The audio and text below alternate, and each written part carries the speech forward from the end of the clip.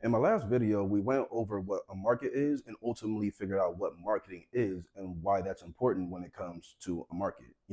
Trying to figure out how to not get lost in the sauce and to stick out from the rest of the crowd. And usually, when people are trying to market themselves, the whole point is so that they can get money in one way or another, usually commerce. So, they're trying to sell something and they want people to buy it. But in order to get people to buy your stuff, you have to get their attention. So, quick, quick review. Remember, a market is similar to a network.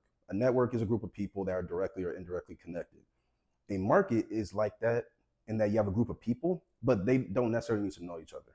When you're thinking of a market, you have to think literally like of a marketplace of Target, Walmart, just any place that you physically go to, or these days can go to online to buy and sell stuff. And you can be on either side of the situation. You can be the vendor, the person that's selling the food, the clothes, the technology, whatever it is. You could be the consultant that's providing the service. You can be on that side, or you're the customer that's like, hey, I want this. How much is it for?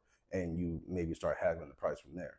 So you can be on either side of that when it comes to a market. Now, primarily when you're talking about the business owner, the one providing that product or service, you're the one that's going to have to worry about marketing a bit more, because in order to get people to give you their money to get whatever it is that you're trying to sell them, you have to stick out, especially when you're kind of just starting out. So what do you do differently compared to other people that are kind of doing the same thing? What are the products and services themselves? Do you have different, what they call service levels? So do you have like a platinum package, gold package, silver package, that type of thing, and all that type of stuff, right? And you use that to attract more and more clients and customers over time, which the whole goal, of course, is to be able to, well, preferably for most people, to live off of that venture, that business venture, your entrepreneurship, all that stuff. One of the other concepts when it comes to marketing, primarily marketing yourself, is knowing how to sell yourself. I mean, not that way, but understanding how to sell yourself. This is a phrase that I'm sure many people, if not everyone, has heard at some point in their life. You need to know how to sell yourself for jobs. Even if you're pursuing entrepreneurship, you can be trying to get a promotion, whether you think you're a good fit for it or not. You may have just gotten into a job and only been there for a year, and you're like, you know what, I'm gonna apply for this other position that's higher up, bigger pay, of course, all that stuff. But I have teammates that have been doing this for 3, 4 years. Pure logic would dictate that, hey, why would we take a dude that's only been in our company or been in this position for a year and they have the nerve to try to apply and get promoted to this other role when we got vets that've been doing this for a handful of years? And if anything, they still aren't even technically eligible in terms of their like amount of time they've been doing this job. So why would you be a good fit for this role and you've only been doing this for a fraction of the time? That's where selling yourself is supposed to be very useful, because it's supposed to, you're giving a legit reason as to why people should pick you over other people, even when it comes to like basic information, why they think those other people are best for that responsibility, for that job, for that opportunity to make that sale, things like that.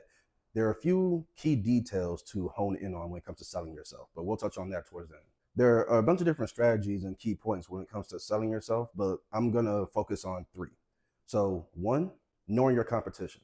A lot of people, especially when they're kind of just getting started with their own, whether it's content creation, some type of business venture, most people get into the mentality of, don't worry about what this person over here is doing.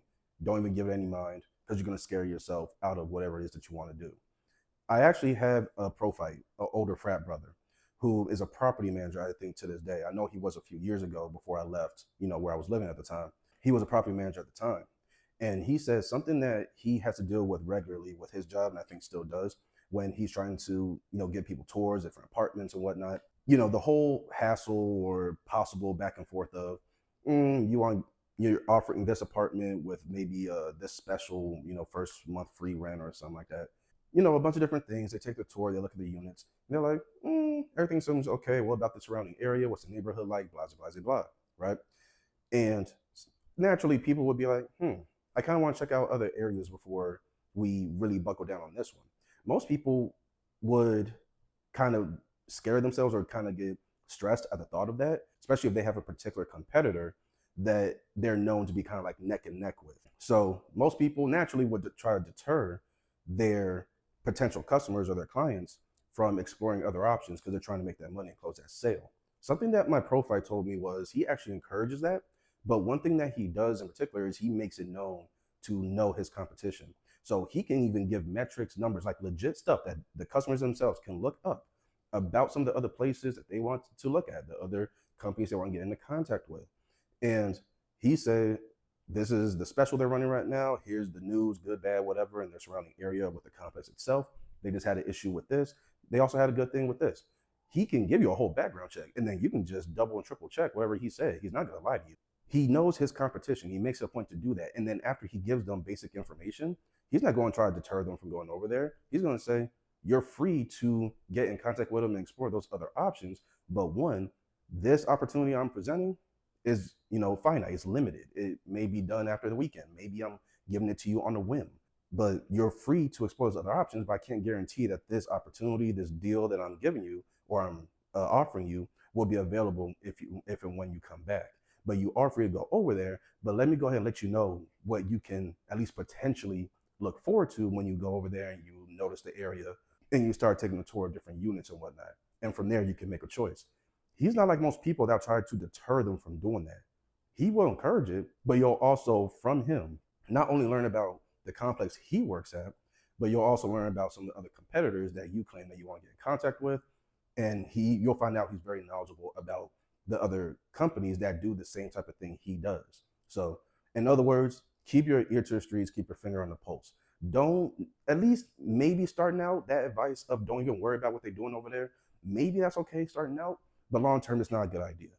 Especially when you actually get like a business or something that's doing well and you scale it up, like it becomes successful. So you make it bigger and bigger. You get a physical store, if that's the type of thing you do, whatever it is, you're moving on up. And when you keep moving on up and you start becoming a well-known and recognizable face and name in whatever it is that you're doing, other people doing the same thing are going to become part of your network. Yeah, it's competition in terms of the money, but a lot of these people are not like actual enemies, like tech companies and sneaker manufacturers and all this stuff. Yeah, they're competitors in the market, and that either customers are going to give me their money or they're going to give you their money. But behind closed doors, these people are pretty cool more times than not because they do the same stuff, they have the same interests, right? They just go about it their own unique ways. That's why they have their own houses, as I call them, companies, businesses, but I call them houses because they can dictate how that house runs, So that's the only thing, but it's competition, but it's not like actual rivalry or like, enemy type stuff. It doesn't have to be. It can, but it doesn't have to be, right? So when you start moving on up like that, the better advice and the best advice is to actually know your competition and know what they got going on. But there is an honorable and correct way of doing that. You don't want to be shiesty, but there's a way of going about it. But you do want to keep your ear to the streets. 2, and this is probably the big part when it comes to selling yourself. You want to have a specific problem that you can resolve. And if it's not a specific problem, if you don't pick up on a problem that needs to be solved, just sell yourself in terms of like what will make me valuable and make me an asset in this type of environment. Let me give you I'll give you an example where I failed with this miserably because I didn't know what this actually meant at the time. So well over 10 years ago, I was still in high school trying to get my first job, that whole thing. And I was known as the type of guy that always had hats. The snapback trend was kicking off. And just in general, I've always was just, I always had hats. Like from the West Coast where I'm from, I was on the East Coast at the time. This is actually in the DMV area. Because I was known as the hat guy, I'm thinking, okay, I actually like hats. Like I buy hats every time. Like anytime I got a little bit of money, one of the first things I would buy would be a new cap more times than not. So I tried to apply to a hat store where I was in the mall, dressed kind of business casual at the time. I was trying to go up in there thinking, well, it's just common sense. Like I'm a hat guy. I actually like hats. This is my thing. Why would I not try to work at a hat store? I'll excel here. That's my whole thing. Now, in hindsight, I was definitely being kind of like shy about it, hesitant, but also, again, I didn't know how to sell myself. So when I tried to speak to the manager and he tried to ask, like, why would I hire you? And my whole thing was, well, I like hats. That's my whole thing. Like trying to imply that I'm very knowledgeable when it comes to this stuff. I research this stuff. I have like my own hat collection.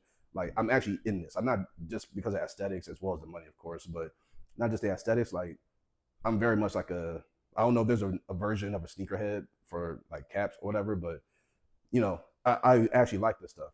The manager's rebuttal was like, that's it? You gotta learn how to sell yourself, dude. Like saying you like hats, like everyone likes hats. Like what else is there, right?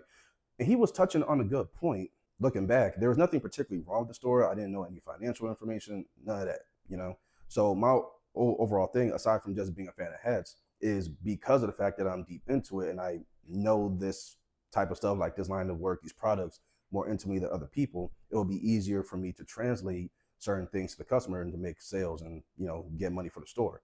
So maybe after that, the best idea, one of the good ideas at the time would have been to, you know what, let me go ahead and try to sell something to somebody, like the next customer that walks in here, I'll go ahead and run a sale on them. And you can gauge whether or not you want to keep me around. And maybe after an hour, a half hour, closing a few sales, you know, those that would be successful, maybe I'll upsell them. So they were looking for one hat, they're looking for a type of hat, and I drew them to something completely different. They were supposed to leave with one hat, I let them leave with three. You know, that's the type of thing that would have got the manager's attention to be like, okay, you're worth keeping around. And they were hiring, of course. So like, yeah, it's worth keeping this kid around.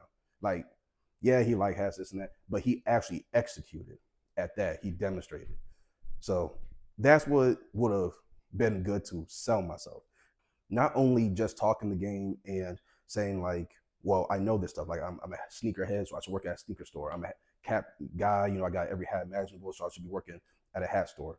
You know, you wear suits all the time, day in, day out, you're familiar with suit stores. Okay, cool. You're a fanatic. What does that do for me? And that's the question you have to answer. When the manager or whoever person is asking, okay, cool, you got all this information up here.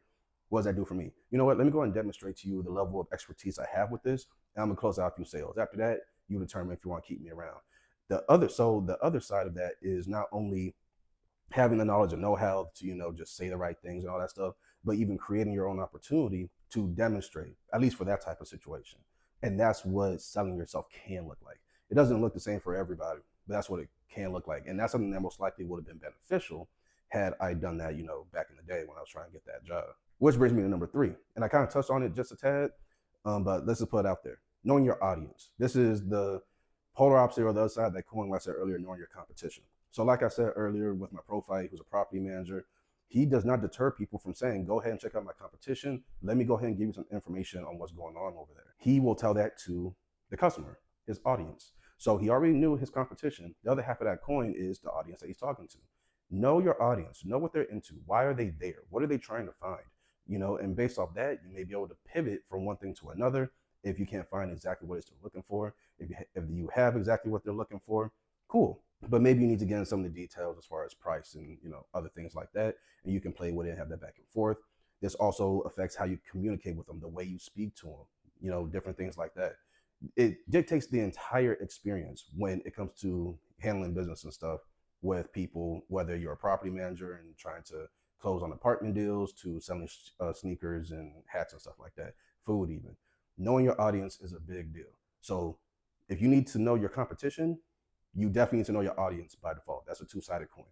The last one, and in my opinion, the biggest one, knowing how to sell yourself, but actually knowing what that looks like and what that means. Try to solve a problem that is very obvious and blatant. If you don't know how to solve that problem, or if you don't see a problem that needs to be solved, just think of like, how would I be beneficial in this environment? I got so much know-how when it comes to computers. How can I actually demonstrate that, or, you know, show that outside of just using certain vocabulary that I Googled 5 minutes before I walked into the room, right? Let me execute this and I'll let you decide. You know, that's just one way you can sell yourself. So many other ways. Again, it's just like anything else. Everyone has their way of doing it, but that's what it looks like. That's what it can look like.